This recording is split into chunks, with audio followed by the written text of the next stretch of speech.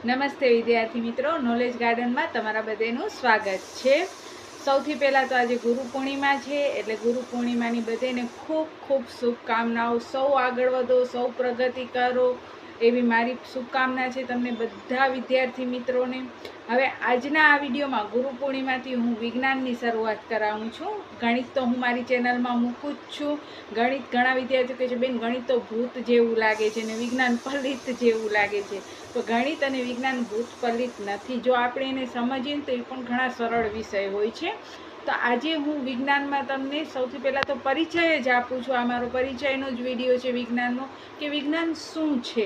વિજ્ઞાન એક મોટો વટવૃક્ષ છે જેની ઘણી બધી શાખાઓ છે। એ શાખાઓમાં જીવ વિજ્ઞાન આવે, ભૌતિક વિજ્ઞાન આવે, રસાયણ વિજ્ઞાન આવે, પર્યાવરણ વિજ્ઞાન આવે, ઘણા બધા વિજ્ઞાનોની શાખાઓ ભેગી થઈ અને એક મોટો વિજ્ઞાનનો વટવૃક્ષ બને છે। આજે હું તમને જે વાત કરવાની છું ધોરણ 10ની અંદર, તો ધોરણ 10ની અંદર તમને રસાયણ વિજ્ઞાન, ભૌતિક વિજ્ઞાન અને જીવ વિજ્ઞાનની સાથે જ પર્યાવરણ વિજ્ઞાન પણ આવરી લીધેલો છે। તો આજે આપણે જીવ વિજ્ઞાનથી શરૂઆત કરીએ, કારણ કે બધા વિદ્યાર્થીઓને જીવ વિજ્ઞાન સહેલું લાગતું હોય ને જે સહેલીથી શરૂઆત કરશું આપણે તો પછી જે અઘરું હશે એના ઉપર પણ તમારો આત્મવિશ્વાસ, કોન્ફિડન્સ વધી જશે। તો જીવ વિજ્ઞાનની અંદર જૈવિક પ્રક્રિયાઓ એ પાઠ છે। જૈવિક પ્રક્રિયા કેને કહીએ છીએ? તો આપણે કહીએ છીએ કે ભાઈ જે સજીવ હોય એ જે કંઈ પણ પ્રક્રિયા કરે છે એ જૈવિક પ્રક્રિયા થઈ કહેવાય। પણ વિજ્ઞાનનો અર્થ ઘણો ગહન હોય છે। આપણે જે સાદી ભાષા વાપરીએ છીએ કે જૈવિક ક્રિયા કેને કહીએ છીએ, એના સિવાય પણ વિજ્ઞાનની અંદર ઘણી બધી ભાષાઓ આવે છે, એટલે કે વિશાળ અર્થ હોય છે વિજ્ઞાનની અંદર। તો આજે આપણે જોઈએ કે ભાઈ સજીવ કેને કહેશું? ચાલો, તો તમે બધા વિદ્યાર્થીઓ તરત કહેશો કે બેન જે હલનચલન કરે છે, દોડે છે, નાચે છે, કૂદે છે, બોલે છે, ગાય છે, શ્વાસોશ્વાસ કરે છે, ખોરાક લે છે, ઉત્સર્જનનો ત્યાગ કરે છે, તો એ બધા સજીવ કહે। તો તમારી વાત 100% સાચી છે। હવે એમ કહું કે તમે જે પ્રમાણે કીધું કે જે હલનચલન કરે છે, તો પવનથી કાગળ પણ ઉડતો હોય તો કાગળ પણ હલનચલન કરે છે, તો શું એ સજીવ કહેવાશે? નહીં, કાગળ સજીવ કહેવાશે નહીં। પવનને લીધે વૃક્ષના પાંદડા હલે છે। હવે ખરી પડેલા પાંદડા પણ હલતા હોય છે, કચરો પણ ઉડતો હોય છે, તો એ શું સજીવ કહેવાશે? નહીં કહેવાય। તો હલનચલન એ માત્ર સજીવનું લક્ષણ હોઈ શકે નહીં, કારણ કે હલનચલન સજીવ સિવાય નિર્જીવ પણ કોઈને કોઈ પરિબળને લીધે કરતો હોય છે। તો હવે પ્રશ્ન એ થાય કે સજીવ કોને કહેવાય અને સજીવની કઈ પ્રક્રિયાઓ છે? તો સજીવ જે પ્રક્રિયા કરતો હોય એ જૈવિક પ્રક્રિયા। આ જૈવિક પ્રક્રિયામાં હલનચલન સામેલ થાય છે। હલનચલન છે સજીવ પ્રક્રિયાનો એક અંગ, પણ બધી જ બાબતમાંની, જેમ કે હમણાં મેં તમને કીધું કે કાગળ છે એ ઉડતો હોય છે, પતંગ ઉડી રહ્યો છે તો એ સજીવ છે, વિમાન ઉડી રહ્યો છે આકાશમાં તો એ સજીવ છે? તો એ શક્ય નથી। હલનચલન છે પણ સજીવ નથી। તો અહીંયા કને હલનચલન એકમાત્ર સજીવની પ્રક્રિયા નથી, હલનચલનની સાથે અન્ય ઘણી બધી પ્રક્રિયાઓ છે કે જે આપણે સજીવ પ્રક્રિયા તરીકે લઈ શકીએ છીએ। કઈ કઈ પ્રક્રિયાઓ છે?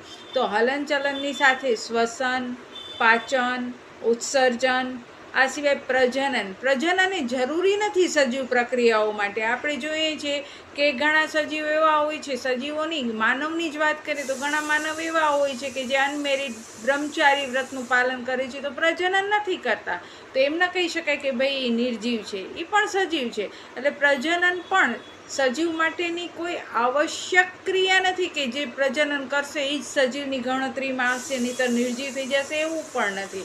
તો આપણે આ જે પ્રક્રિયા છે જૈવિક પ્રક્રિયાઓ, એ જૈવિક પ્રક્રિયાઓ આ પાઠની અંદર મુખ્ય કયા પોઈન્ટ ભણવાના છે? તો મુખ્ય પોઈન્ટ છે જૈવિક પ્રક્રિયાઓ કઈ કઈ છે, પછી દરેક પ્રક્રિયાઓ વિશે સમજૂતી, એ સમજૂતીમાં એક કોષીય સજીવ છે એ જૈવિક પ્રક્રિયા કઈ રીતે કરે છે, બહુકોષીય સજીવ જૈવિક પ્રક્રિયા કઈ રીતે કરે છે, એ જૈવિક પ્રક્રિયામાં આપણે એક કોષીય, બહુકોષીય આ બધે જ સજીવો છે એ કેવી રીતે શ્વસન કરે છે, કેવી રીતે પાચન કરે છે, એનું ઉત્સર્જન કેમ થાય છે, એના શરીરની અંદર વહન, કારણ કે વહન થવું એ જરૂરી છે, તો પરિવહન કેવી રીતે એના શરીરની અંદર થાય છે, આ બધી જ બાબતો આપણે આ પાઠની અંદર શીખવાની છે।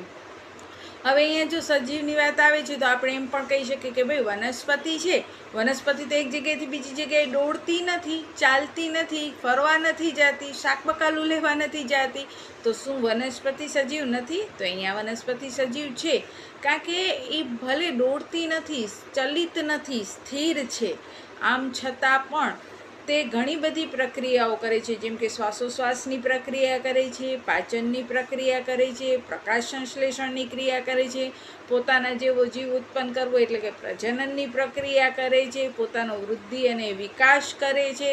તો આ બધી બાબતે જોઈએ, જીવ સાતત્ય જાળવી રાખે છે, એટલે પોતાના જેવો જીવ ઉત્પન્ન કરવો એ જીવ સાતત્ય એક પ્રજનનની જ ઘટના થઈ. તો એ દ્રષ્ટિકોણથી જોઈએ તો વનસ્પતિ પણ કેવી છે? સજીવ છે. તો હવે સજીવની પ્રક્રિયાઓ એટલે કે જૈવિક પ્રક્રિયાઓ કોને કહેવાય અને કઈ કઈ છે? તો આપણે એમ કહી શકીએ કે ભાઈ જૈવિક પ્રક્રિયાઓ એટલે સજીવ જીવન જીવવા માટે જરૂરી જે કાંઈ પણ પ્રક્રિયાઓ કરે છે એને આપણે જૈવિક પ્રક્રિયાઓ કહીએ છીએ, જેની અંદર હલનચલન, શ્વસન, પાચન, ઉત્સર્જન, પરિવહન આ બધી બાબતોનો સમાવેશ થાય છે. તો હવે આપણે આ પાઠની અંદર મુખ્ય મનુષ્યનું પાચન, અમીબામાં કેવી રીતે પાચન થાય છે, પેરામિશિયમમાં કેવી રીતે પાચન થાય છે, વનસ્પતિ કઈ રીતે પોષણ મેળવે છે, મનુષ્યમાં શ્વસન, વનસ્પતિઓમાં શ્વસન કેવી રીતે થતું હોય છે, પરિવહન આ બધા સજીવોમાં કેવી રીતે થાય છે, ઉત્સર્જન કઈ રીતે થાય છે, આ બધી જ બાબતો આ પાઠના મુખ્ય પોઈન્ટ છે, જેના વિશે આપણે નેક્સ્ટ વિડીયોમાં ખૂબ જ વિસ્તારથી ભણશું. દરેક ઇમ્પોર્ટન્ટ પ્રશ્ન જે આ પાઠના છે એ હું તમને સમજાવીશ. તો જોતા રહેશો મારો વિડીયો, અને ન સમજાય તો તમે મને મેસેજ કરી અને જે પ્રશ્ન ન સમજાતો હોય તે કહેશો. જય ભારત, સૌ ભણે સૌ આગળ વધે.